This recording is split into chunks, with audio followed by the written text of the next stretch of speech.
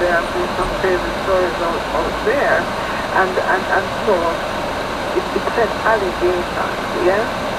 I don't know if anything was proven in a court of law. I didn't see that. It No. said allegations. It's an allegation. As a matter of fact, she resigned because of the allegations. So if it is alleged that someone acted inappropriately, it's always someone's word over another. Yes. I can say something, but that's not enough, because that is how you protect the innocent. And some persons will say, oh, if somebody did something to me years ago, why can't I come out and name and shame? And you can't do that because there is due process.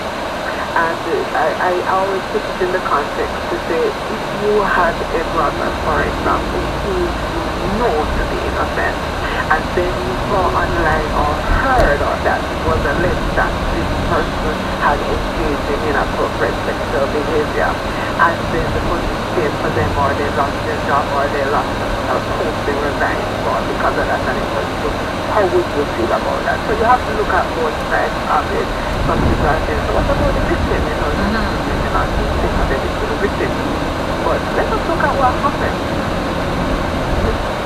Professor Walker was the key driver. Yeah. He was the key driver.